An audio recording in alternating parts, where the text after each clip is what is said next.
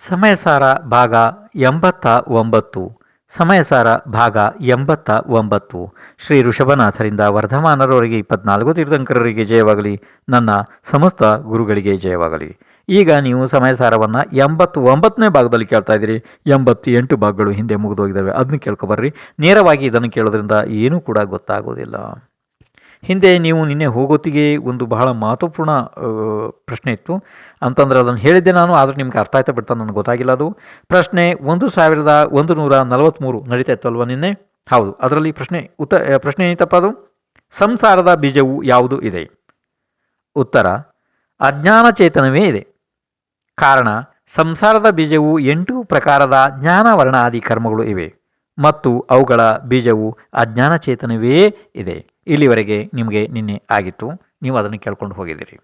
ಜ್ಞಾನಚೇತನ ಯಾವುದು, ಅಜ್ಞಾನ ಚೇತನ ಯಾವುದು, ಕರ್ಮಚೇತನ ಯಾವುದು, ಕರ್ಮಫಲ ಚೇತನ ಯಾವುದು, ಇದನ್ನೆಲ್ಲ ನಿನ್ನೆ ಹೇಳಿ ಆಗಿದೆ ನಿಮಗೆ. ನೀವು ಅಲ್ಲಿಂದನೇ ಕೇಳ್ಕೊಬರ್ಬೇಕಾಗ್ತದೆ ಅಲ್ವಾ? ಹಾಂ. ಇನ್ನು ಮುಂದೆ ಹಾಗಾದರೆ ಪ್ರಶ್ನೆ 1144. ಮೋಕ್ಷವನ್ನು ಇಚ್ಛಿಸುವವರು ಏನು ಮಾಡಬೇಕು? ಉತ್ತರ ಅಜ್ಞಾನ ಚೇತನದ ನಾಶದ ಸಲುವಾಗಿ ಎಲ್ಲ ಕರ್ಮಗಳ ತ್ಯಾಗವನ್ನು ಭಾವಿಸಿ ಮತ್ತು ಎಲ್ಲ ಕರ್ಮಗಳ ಫಲಗಳ ತ್ಯಾಗದ ಭಾವ ಮಾಡಿ ತನ್ನ ಸ್ವಭಾವವಾದ ಜ್ಞಾನವತಿ ಭಗವತಿಯಾದ ಒಂದೇ ಒಂದು ಜ್ಞಾನಚೇತನೆಯ ಆಶ್ರಯವನ್ನು ಪಡೆಯಬೇಕು. ಪ್ರಶ್ನೆ 1145. ನಿಷ್ಕರ್ಮನಾಗಲು ಜೀವನು ಯಾವ ಪ್ರತಿಜ್ಞೆಯನ್ನು ಮಾಡುತ್ತಾನೆ? ಅಂದರೆ ನಿಷ್ಕರ್ಮನಾಗಲು ಜೀವದ ಪ್ರತಿಜ್ಞೆಯು ಏನು ಇದೆ? ಉತ್ತರ 3 ಕಾಲಗಳ ಎಲ್ಲ ಕರ್ಮಗಳನ್ನು ಕೃತ ಕಾರಿತ ಅನುಮೋದನದಿಂದ ಮತ್ತು ಮನ ವಚನ ಕಾಯದಿಂದ ತ್ಯಾಗ ಮಾಡಿ ನಾನು ಪರಮ ನಿಷ್ಕರ್ಮದ ಅವಲಂಬನೆ ಮಾಡುತ್ತೇನೆ ಎಂದು ಪ್ರತಿಜ್ಞೆಯನ್ನು ಮಾಡುತ್ತಾನೆ. ನಿಷ್ಕರ್ಮ ಅಂತಂದರೆ ಇಲ್ಲಿ ಎಲ್ಲ ಕರ್ಮಗಳ ತ್ಯಾಗವು ನಿಷ್ಕರ್ಮ ಇದೆ.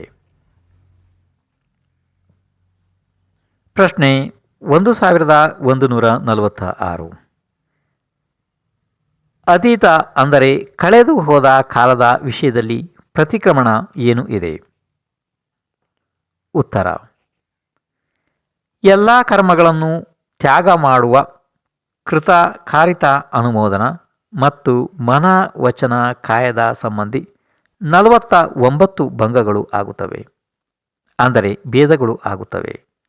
ಇದರಲ್ಲಿ ಪ್ರತಿಕ್ರಮಣ ಮಾಡುವವನು ಹೇಳುತ್ತಾನೆ ಏನೆಂದರೆ, ಯಾವ ಕ್ರಿಯೆ ಮಾಡಿಸಿದೆ, ಮಾಡುವವರಿಗೆ ನಾನು ಅನುಮೋದನೆ ಮಾಡಿದೆ, ಮನದಿಂದ ಮಾಡಿದೆ, ವಚನದಿಂದ ಮಾಡಿದೆ, ಕಾಯದಿಂದ ಮಾಡಿದೆ, ಈ ನನ್ನ ದುಷ್ಕೃತ್ಯವು ಮಿಥ್ಯೆ ಆಗಲಿ. ಕರ್ಮವನ್ನು ಮಾಡುವುದು ಮಾಡಿಸುವುದು ಬೇರೆಯವರು ಮಾಡುವವರಿಗೆ ಅನುಮೋದಿಸುವುದು ಸಂಸಾರದ ಬೀಜ ಇದೆ. ಹೀಗೆ ತಿಳಿದು ಆ ದುಷ್ಕೃತ್ಯದ ಬಗ್ಗೆ ಹೇಯ ಬುದ್ಧಿ ಬಂದ ನಂತರ ಜೀವನು ಅದರ ಮಮತ್ವವನ್ನು ಬಿಟ್ಟು ಬಿಡುತ್ತಾನೆ. ಇದುವೇ ಆ ಕರ್ಮಗಳನ್ನು ಮಿಥ್ಯ ಮಾಡುವುದು ಎಂದು ತಿಳಿಯಬೇಕು. ಪ್ರಶ್ನೆ 1147. ಮಿಥ್ಯಾ ಆಗಲಿ ಅಂದರೆ ಏನು? ಇದಕ್ಕೆ ಅಂದರೆ ನೋಡಿ, ಒಂದು ಸಾಮಾನ್ಯ ವಿಷಯ ಅಂತಂದರೆ ಮಿಥ್ಯಾ ಅಂತಂದರೆ ಸುಳ್ಳು. ಗೊತ್ತಾಯ್ತಪ್ಪ? ಇದು ಗೊತ್ತಾಗ್ತಾ ಇದೆ ನಿಮಗೆ? ಮಿಥ್ಯಾ ಅಂದರೆ ಏನು? ಸುಳ್ಳು. ಗೊತ್ತಾಗ್ತೈತೆ? ಹಾಂ. ಸಮ್ಯಕ್ವ ಅಂದರೆ ಸತ್ಯ, ಮಿಥ್ಯಾ ಅಂದರೆ ಸುಳ್ಳು. ಇದು ಸಾಮಾನ್ಯ ಅರ್ಥಗಳಲ್ಲಿ ನಿಮಗೆ ಬರ್ತದೆ ಅಲ್ವಾ? ಇದ್ರದ್ದೇನು ಸಮಸ್ಯೆ ನಿಮ್ಗೆ ಆಗೋಲ್ಲ. ಇದು ನಿಮಗೆ ಹೇಗೂ ಆಗೋದಿಲ್ಲ, ಹೇಗೂ ನಿಮ್ಗೆ ಗೊತ್ತಾಗ್ತದೆ ಇದು ಅಲ್ವಾ? ಹಾಂ. ಇಲ್ಲಿ ಪ್ರಶ್ನೆಯನ್ನು ಹಾಗಾದ್ರೆ ಇನ್ನೊಂದ್ಸಲ ಕೇಳ್ರಪ್ಪ. ಪ್ರಶ್ನೆ 1147. ಮಿಥ್ಯಾ ಆಗಲಿ ಅಂದರೆ ಏನು? ಉತ್ತರ ಭೂತಕಾಲದಲ್ಲಿ ಮಾಡಲ್ಪಟ್ಟ ಕರ್ಮವನ್ನು 49 ಭೇದಗಳಿಂದ ಮಿಥ್ಯೆಯನ್ನಾಗಿ ಮಾಡುವಂತಹ ಜ್ಞಾನಿಯು ಪ್ರತಿಕ್ರಮಣ ಮಾಡಿ ಜ್ಞಾನ ಸ್ವರೂಪನಾದ ಆತ್ಮನಲ್ಲಿ ಮಗ್ನನಾಗಿ ನಿರಂತರ ಚೈತನ್ಯ ಸ್ವರೂಪನಾದ ಆತ್ಮನ ಅನುಭವವನ್ನು ಮಾಡಲಿ. ಇದರ ವಿಧಿಯನ್ನು ಹೇಳುತ್ತಾರೆ. ಮಿಥ್ಯಾ ಅನ್ನುವ ಪ್ರಯೋಜನ ಹೀಗೆ ಇದೆ. ಅಂದರೆ ಯಾವ ಪ್ರಕಾರ ಯಾವನೂ ಒಬ್ಬನು ಧನವನ್ನು ಸಂಪಾದಿಸಿ ಮನೆಯಲ್ಲಿ ಇಟ್ಟುಬಿಟ್ಟಿದ್ದನು ಮತ್ತು ಯಾವಾಗ ಅದರ ಕುರಿತು ಮಮತಾ ಭಾವವನ್ನು ಅಂದರೆ ಮಮತ್ವವನ್ನು ಬಿಟ್ಟುಬಿಟ್ಟನು ಆಗ ಅದನ್ನು ಭೋಗಿಸುವ ಅಭಿಪ್ರಾಯವೇ ಉಳಿಯಲಿಲ್ಲ. ಆ ಸಮಯದಲ್ಲಿ ಭೂತಕಾಲದಲ್ಲಿ ಯಾವ ಹಣವನ್ನು ಅವನು ಸಂಪಾದಿಸಿದ್ದನು ಅದು ಸಂಪಾದಿಸಿದ ಸಮಾನವೇ ಇದೆ, ಅಂದರೆ ಸಂಪಾದಿಸದ ಸಮಾನವೇ ಇದೆ. ಅಂದರೆ ಸಂಪಾದಿಸಿಲ್ಲ ಅವನು, ಆ ರೀತಿ ಇದೆ ಅದು, ಅಂದರೆ ಸುಳ್ಳಾಯ್ತಲ್ವ ಅದು. ಇದೇ ಪ್ರಕಾರ ಮೊದಲು ಕರ್ಮವನ್ನು ಕಟ್ಟಿಕೊಂಡಿದ್ದನು. ಯಾವಾಗ ಅದನ್ನು ಹಿತಕರವಲ್ಲವೆಂದು ತಿಳಿದುಕೊಂಡು ಅದರ ಕುರಿತು ಮಮತೆಯನ್ನು ಬಿಟ್ಟುಬಿಟ್ಟನು, ಅದರ ಫಲದಲ್ಲಿಯೂ ಕೂಡ ಮಗ್ನನಾಗಲಿಲ್ಲ. ಹಾಗೂ ಭೂತಕಾಲದಲ್ಲಿ ಯಾವ ಕರ್ಮವು ಕಟ್ಟಿತ್ತು ಅದು ಬದ್ಧ ಆಗದ ಸಮಾನವೇ ಮಿಥ್ಯೆಯೇ ಆಗಿದೆ, ಅಂದರೆ ಕಟ್ಟದ ಸಮಾನ ಆಗಿದೆ. ಹಾಗಿದ್ರೆ ನಿಮಗೆ ಇದು ಅರ್ಥ ಆದಾಗೆ ನನಗೆ ಯಾಕೋ ಕಾಣ್ತಾ ಇಲ್ಲ. ಈಗ ಒಂದು ಕೆಲಸ ಮಾಡಿರಿ, ಹಾಗಾದರೆ ನಿಮ್ಮ ಭಾಷೆಯಲ್ಲಿ ಹೇಳ್ತೀನಿ ಕೇಳ್ರಿ. ಈಗ ಮಿಥ್ಯಾ ಆಗಲಿ ಅಂದರೆ ಸುಳ್ಳಾಗಲಿ ಅಂದರೆ ಏನು? ಹಾಗಂದ್ರೆ ಏನಪ್ಪ? ನೋಡಿ, ಸಮಾಧಾನವಾಗಿ ಕೇಳ್ರಿ. ಈಗ ಯಾವುದಾದ್ರೂ ಒಬ್ಬ ವ್ಯಕ್ತಿ ಹಿಂದಿನ ಕಾಲದಲ್ಲಿ ಭಾಳಷ್ಟು ಧನ ಸಂಪತ್ತಿಯನ್ನು ಸಂಗ್ರಹ ಮಾಡಿ ಮಾಡಿ ಮಾಡಿ ಮನೆಯಲ್ಲಿ ತಂದು ಇಟ್ಟಿದ್ದ. ಆನಂತರ ಅವನಿಗೆ ಯಾವುದೋ ಒಂದು ಜ್ಞಾನದ ಉದಯ ಆಯಿತು. ಅಂದರೆ ಈ ವಸ್ತುಗಳು ನನ್ನವು ಅಲ್ಲ, ಈ ವಸ್ತುಗಳು ತ್ಯಾಗ ಮಾಡಲು ಯೋಗ್ಯ ಇದ್ದಾವೆ, ಇದರಲ್ಲಿ ನಾನು ಮಮತ್ವವನ್ನು ಇಡಬಾರದು, ಇವೆಲ್ಲ ಪಾಪದ ಬೀಜ ಇದ್ದಾವೆ, ಸಂಸಾರದ ಕಾರಣ ಇದೆ, ಹಾಗೆ ಹೀಗೆ ಅವನಿಗೆ ಗುರುಗಳಿಂದ ಅಥವಾ ಶಾಸ್ತ್ರದಿಂದ ಭಗವಂತರಿಂದ ಎಲ್ಲೋ ಸರಿಯಾದ ಜ್ಞಾನ ಆಯಿತು, ಅಂದರೆ ಸಮ್ಯಕ್ ಜ್ಞಾನ ಆಯಿತು ಅಂತ ತಿಳ್ಕೊಳ್ರಿ. ಆ ಸಮಯದಲ್ಲಿ ಆ ವ್ಯಕ್ತಿ ಏನು ಮಾಡ್ದ ಅಂತಂದರೆ, ಆ ಧನ ಸಂಪತ್ತಿ ಏನು ಎಲ್ಲ ತಂದಿಟ್ಟಿದ್ನಲ್ಲ ಅದನ್ನೆಲ್ಲನೂ ಅದರ ಎಲ್ಲದರ ಬಗ್ಗೆ ಅವನು ಏನು ಮಾಡಿಬಿಟ್ಟ, ಮಮತ್ವ ಭಾವನೆ ಅಂದರೆ ಅದರ ಮೇಲೆ ಪ್ರೀತಿ ವಿಶ್ವಾಸ ಏನು, ನಂಬಿಕೆ, ಮಮತ್ವ ಏನು, ಅವನಿಗೆ ಆಶೆ ಮೋಹ ಭಾವ ಇದೆ ನೋಡ್ರಿ, ಅದರ ಮೇಲೆ ರಾಗಭಾವ, ಆಶೆ, ಲೋಭ ಭಾವ ಇದೆ ನೋಡ್ರಿ, ಅದನ್ನೆಲ್ಲನೂ ಬಿಟ್ಬಿಟ್ಟ ಅವನು. ಆವಾಗ ಏನಾಯಿತು ಅಂತಂದರೆ, ಅದನ್ನೆಲ್ಲನೂ ಬಿಟ್ಟ ಅಂತಂದರೆ ಈಗ ಹಾಕಿದರೆ ಆ ವಸ್ತುಗಳನ್ನು ಉಪಯೋಗ ಮಾಡುವಂಥ ಪ್ರಶ್ನೆಯೇ ಬರೋದಿಲ್ಲ ಅಲ್ವಲ್ಲ. ಅವನಿಗೆ ಅದರಲ್ಲಿ ರಾಗದ್ವೇಷವೇ ಇಲ್ಲ ಅಂತ ಅಂದಮೇಲೆ ಆ ವಸ್ತುಗಳು ಇದ್ದೇನು ಬಿಟ್ಟೇನು, ಅದು ವ್ಯರ್ಥವೇ ಆಗಿ ಹೋಯ್ತಲ್ಲ. ಅದು ಹಾಗಾದರೆ ಅದು ಮಿಥ್ಯೆ ಆಯಿತು ಅಂತ ಅರ್ಥ ಆಯಿತು ನಿಮಗೀಗ. ಹೀಗೆ ನೋಡ್ರಿ, ಇಲ್ಲಿ ಆಚಾರ್ಯರು ಎಷ್ಟು ದೊಡ್ಡ ಬಹಳ ಒಂದು ಮಹತ್ವಪೂರ್ಣ ಅವಕಾಶವನ್ನು ನಮಗೆ ಕೊಟ್ಟಿದ್ದಾರೆ ನೋಡ್ರಿ. ಅಂದರೆ ನಮ್ಮ ಕಲ್ಯಾಣಕ್ಕೆ, ಅಂದರೆ ನಾವು ಹಿಂದೆ ಮಾಡಿದ ಕರ್ಮಗಳ ಬಗ್ಗೆ ನಾವು ಮಮತ್ವವನ್ನು ಬಿಟ್ಟರೆ ಅದರಿಂದ ನಾವು ಎಷ್ಟೋ ಅಂದರೆ ನಮ್ಮ ಸಂಸಾರದಿಂದ ನಾವು ಉಳ್ಕೊಬೋದು. ಎಷ್ಟು ದೊಡ್ಡ ಮಹತ್ವಪೂರ್ಣ ಬಿಂದು ಇದೆಯಲ್ಲ. ಅಂದರೆ ನನ್ನ ದೋಷ ಮಿಥ್ಯೆ ಆಗಿ ಹೋಗಲಿ, ನಾನು ಮಾಡಿದ ಅಜ್ಞಾನದ ದೋಷ ಮಿಥ್ಯೆ ಆಗಿ ಹೋಗಲಿ ಅನ್ನುವಂಥ ಭಾವನೆ ನೋಡ್ರಿ, ಎಷ್ಟು ಭಾರಿ ಇದೆಯಲ್ಲ. ಇದು ಏನು ಹೇಳಿದ್ದಾರೆ ಇಲ್ಲಿ? ಹಿಂದೆ ಅವನು ಸಂಪಾದಿಸಿದ ಕರ್ಮವೆಲ್ಲ ಸಂಪಾದಿಸದ ಅಂದರೆ ಸಂಪಾದನೆ ಮಾಡದ ಸಮಾನವೇ ಆಗಿ ಹೋಯಿತು, ಅಂದರೆ ಮಿಥ್ಯೆ ಆಗಲಿ ಅಲ್ವಾ. ಇನ್ನು ಮುಂದೆ ಹಾಗಾದರೆ ಇನ್ನು ಮುಂದೆ ಕೇಳ್ರಿ. ಪ್ರಶ್ನೆ 1148. ಆಲೋಚನದ ಭೇದಗಳು ಏನು ಇದೆ? ಉತ್ತರ: ನಾನು ವರ್ತಮಾನ ಕಾಲದಲ್ಲಿ ಮನದಿಂದ, ವಚನದಿಂದ, ಕಾಯದಿಂದ ಕರ್ಮವನ್ನು ಮಾಡುವುದಿಲ್ಲ,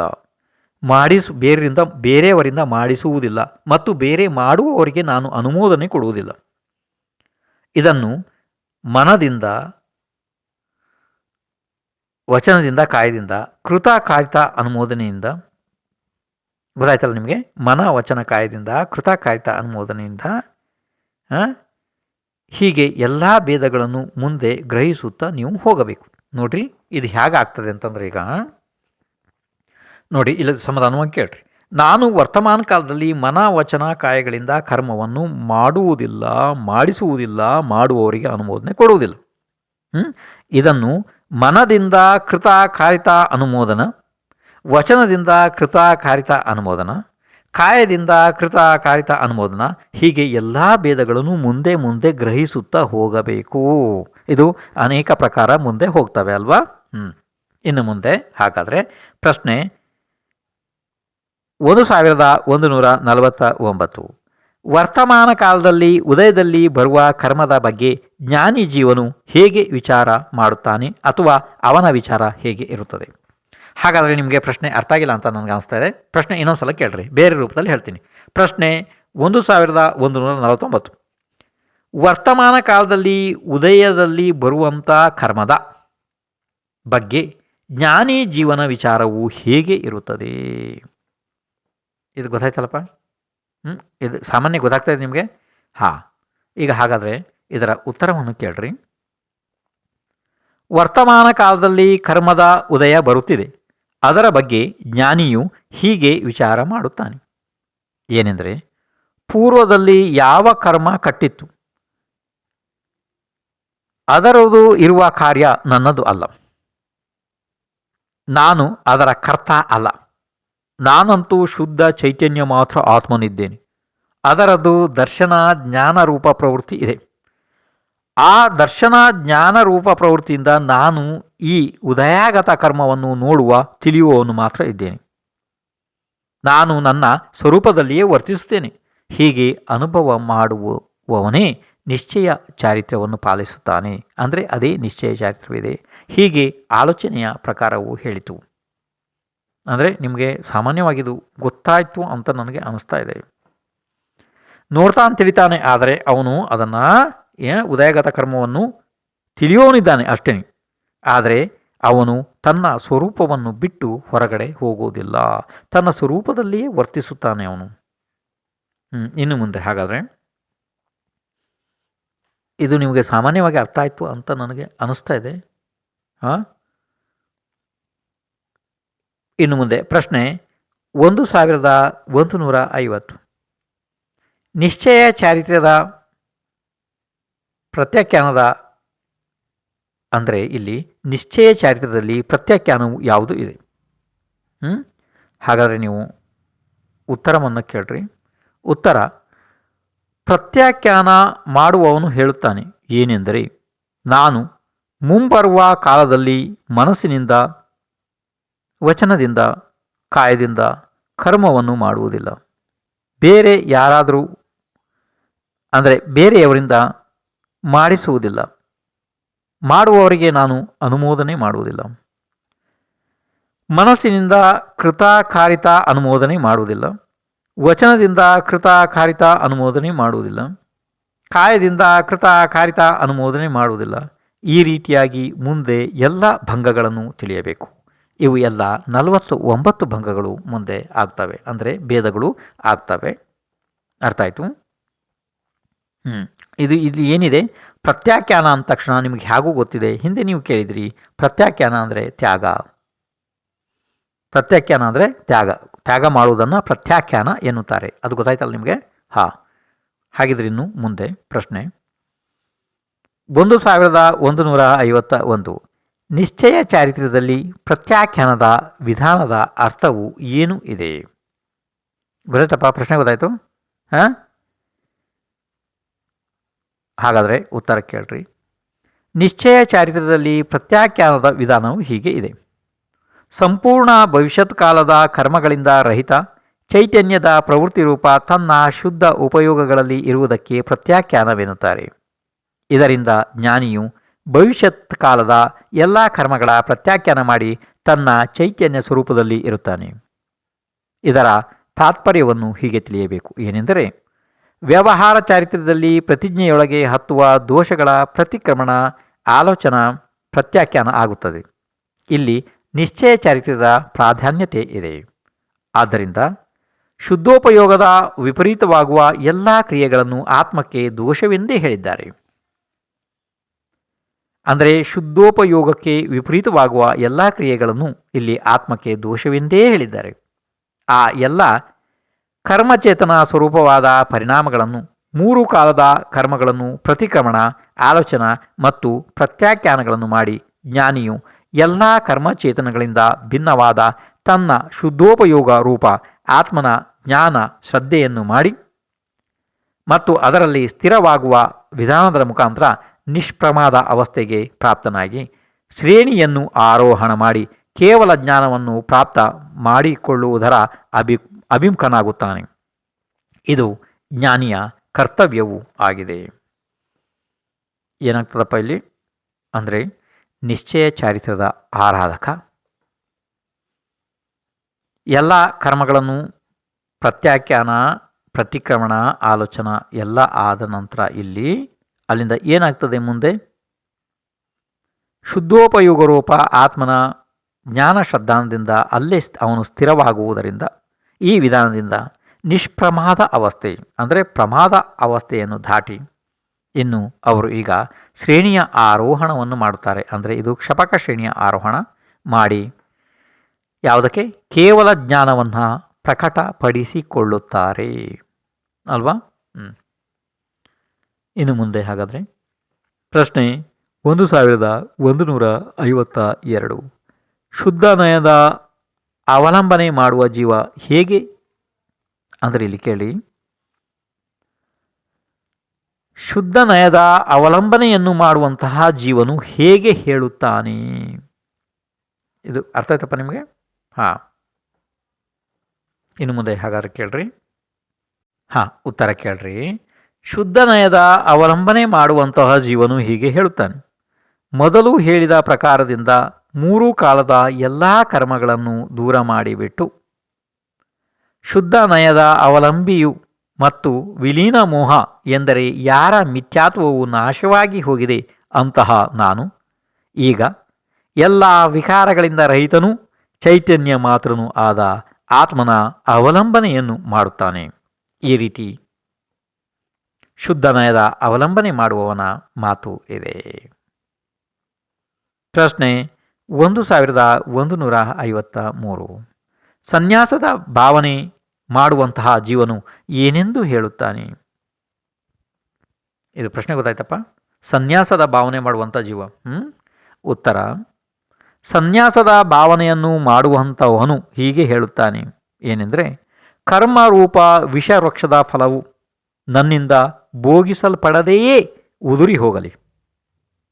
ನಾನು ಚೈತನ್ಯ ಸ್ವರೂಪಿಯಾದ ಆತ್ಮನ ಸಚೇತನ ಅನುಭವವನ್ನು ನಿಶ್ಚಲತೆಯಿಂದ ಮಾಡುತ್ತೇನೆ. ಅಂದರೆ ಇದರ ಭಾವಾರ್ಥ ಏನು ಅಂತಂದರೆ, ಜ್ಞಾನಿಯು ಹೀಗೆ ಹೇಳುತ್ತಾನೆ. ಏನಂದರೆ, ಯಾವ ಕರ್ಮವು ಉದಯದಲ್ಲಿ ಬರುತ್ತದೆ ಅದರ ಫಲವನ್ನು ನಾನು ಜ್ಞಾತಾದ್ರಷ್ಟಾರೂಪದಿಂದ ತಿಳಿಯುತ್ತೇನೆ, ನೋಡುತ್ತೇನೆ. ಆದರೆ ಭೋಕ್ತ ಆಗದೇ ಇರುವುದರಿಂದ ಅವು ಎಲ್ಲ ನನ್ನಿಂದ ಭೋಗಿಸಲ್ಪಡದೆಯೇ ಹಾಗೆಯೇ ಆ ಕರ್ಮಗಳು ಉದುರಿ ಬಿದ್ದು ಹೋಗಲಿ. ನಾನು ನನ್ನ ಚೈತನ್ಯ ಸ್ವರೂಪಿಯಾದ ಆತ್ಮನಲ್ಲಿ ಲೀನನಾಗುತ್ತೇನೆ ಮತ್ತು ಕೇವಲ ಜ್ಞಾತ ದೃಷ್ಟನಾಗಿಯೇ ಇರುತ್ತೇನೆ ಎಂದು ಹೇಳುತ್ತಾನೆ. ಪ್ರಶ್ನೆ 1154. ಜ್ಞಾತಾದೃಷ್ಟಾಭಾವವು ಅವಿರತ ಸಮ್ಯಕ್ ದೃಷ್ಟಿ ಆದಿ ಗುಣಸ್ಥಾನದಲ್ಲಿ ಸಾಧ್ಯ ಇದೆಯೇ? ನೋಡಿ, ಅವಿರತ ಗುಣಸ್ಥಾನ ಅಂದರೆ ಯಾವುದಪ್ಪ? 4ನೆಯ ಗುಣಸ್ಥಾನ. ಇರಲಿ. ದೇಶವಿರತ 5ನೇದು, ಪ್ರಮತವಿರತ 6 ಇರಲಿ ಬಿಡಿ, ಅದು ಬೇರೆ ವಿಷಯ, ಕಾರಣಾನುಯೋಗದ ವಿಷಯ ಇರಲಿ ಬಿಡಿ. ಸುಮ್ಮನೆ ಇನ್ನೊಂದು ಸಲ ಪ್ರಶ್ನೆ ಕೇಳ್ರಿ. ಪ್ರಶ್ನೆ 1154. ಜ್ಞಾತಾದೃಷ್ಟ ಭಾವವು ಅವಿರತ ಸಮ್ಯಕ್ ದೃಷ್ಟಿ ಆದಿ ಗುಣಸ್ಥಾನದಲ್ಲಿ ಸಾಧ್ಯ ಇದೆಯೇ? ಇದನ್ನು ಉತ್ತರ ಕೇಳ್ರಿ. ಭಾಳ ಮಹತ್ವಪೂರ್ಣ ಬಿಂದು ಇದೆಲ್ಲ. ಇಲ್ಲಿ ವಿಶೇಷ ಅಂತಂದರೆ ಅವಿರತ, ದೇಶವಿರತ ತಥಾ ಪ್ರಮತ್ತ ಸಂಯತ ಅವಸ್ಥೆಗಳಲ್ಲಂತೂ ಇಂಥ ಜ್ಞಾನ ಶ್ರದ್ಧಾನಗಳೇ ಮುಖ್ಯ ಇವೆ. ಮತ್ತು ಯಾವಾಗ ಜೀವನು ಅಪ್ರಮತ್ತ ಅವಸ್ಥೆಗೆ ಪ್ರಾಪ್ತನಾಗಿ ಶ್ರೇಣಿಯನ್ನು ಆರೋಹಣ ಮಾಡುತ್ತಾನೆ ಆಗ ಈ ಅನುಭವವು ಪ್ರತ್ಯಕ್ಷ ಗೋಚರ ಆಗುತ್ತದೆ. ಅಂದರೆ ಪ್ರತ್ಯಕ್ಷ ಆಗುತ್ತದೆ ಆತ್ಮನಲ್ಲಿ. ಅರ್ಥ ಆಯ್ತು ನಿಮಗಿದು? ಬಹಳ ಮಹತ್ವಪೂರ್ಣ ಬಿಂದು ಇದು. ಯಾಕೆಂದರೆ ದ್ರವ್ಯಾನುಯೋಗ ಮಹಾಶಾಸ್ತ್ರಗಳಲ್ಲಿ ಅವಿರತ ಸಮ್ಯಕ್ ದೃಷ್ಟಿಯನ್ನು ಕೂಡ ಜ್ಞಾತದೃಷ್ಟ ಎನ್ನಲಾಗುತ್ತದೆ ಎಲ್ಲಾದರೂ ಒಂದು ಪ್ರದೇಶದಲ್ಲಿ ಅಂದ ತಕ್ಷಣ ನೀವು ಅದನ್ನು ತಪ್ಪಾಗಿ ತಿಳ್ಕೊಬಾರ್ದು. ಅವಾಗ ಏನು ಅಂತಂದರೆ ಇಲ್ಲಿ ಏನಾಗ್ತದೆ ಹೇಳಿದ್ರಲ್ಲ ಆಚಾರ್ಯ ಭಗವಾನ್, ಎಷ್ಟು ಸುಂದರವಾಗಿ ಹೇಳಿದ್ರು ನೋಡು. ಯಾಕೆಂದರೆ ಅವಿರತ, ದೇಶವಿರತ ತಥಾ ಪ್ರಮತ್ತ ಅಸಂಯತ ಈ 3 ಅವಸ್ಥೆಗಳಲ್ಲಂತೂ ಇಲ್ಲಿ ಜ್ಞಾನ ಶ್ರದ್ಧೆಗಳೇ ಮುಖ್ಯ ಇದ್ದಾವೆ, ಭಾಳ ಮುಖ್ಯ ಇದೆ ಇಲ್ಲಿ. ಯಾಕೆಂದರೆ ಇಲ್ಲಿ ವ್ಯವಹಾರ ರೂಪದಿಂದ ನಡೀತಾ ಇರ್ತದೆ ಇದು ಅಲ್ವಾ. ಯಾವಾಗ ಜೀವನು ಅಪ್ರಮತ್ತ ಅವಸ್ಥೆಗೆ ಪ್ರಾಪ್ತ ಆಗ್ತಾನೆ ಅಂದರೆ 7ನೇ ಗುಣಸ್ಥಾನದ ಮೇಲ್ಪಟ್ಟಪ್ಪ, ಮತ್ತು ಶ್ರೇಣಿಯನ್ನು ಆರೋಹಣ ಮಾಡ್ತಾನೆ. ಶಪಕ ಇರಲಿ ಉಪಶಮ ಇರಲಿ ಅದು ಬೇರೆ, ಅದು ಬೇಡ. ಈಗ ಶ್ರೇಣಿಯನ್ನು ಆರೋಹಣ ಮಾಡ್ತಾನೆ ನೋಡ್ರಿ. ಆ ಸಮಯದಲ್ಲಿ ಅನುಭವವು ಪ್ರತ್ಯಕ್ಷ ಆಗ್ತದೆ ಆತ್ಮನಲ್ಲಿ. ಗೊತ್ತಾಯ್ತು? ಆವಾಗ ಶ್ರದ್ಧೆ ಮಾಡುವುದು ಅದು ಹೊರಗಡೆ ಉಳಿತು. ಅದು ಶ್ರದ್ಧೆಯ ಸಹಿತವೇ ಆತ್ಮನಲ್ಲಿ ಏನಾಗ್ತದೆ, ಶ್ರದ್ಧೆ ಬಿಟ್ಟು ಹೋಗ್ತದೆ ಆ ಥರ ಅಲ್ಲ, ಶ್ರದ್ಧೆಯ ಸಹಿತವಾಗಿ ಆತ್ಮನಲ್ಲಿ ಆ ರೀತಿ ಅನುಭವ ಆಗ್ತದೆ ಅದು. ಅವಾಗ ಇರಲಿ, ಈಗ ಸಮಯ ಆಗ್ತದೆ ಅಂತ ಕಾಣ್ತದೆ. ಹೇಗಾದ್ರೆ ನಾಳೆ ಬರ್ರಿ ನೀವು.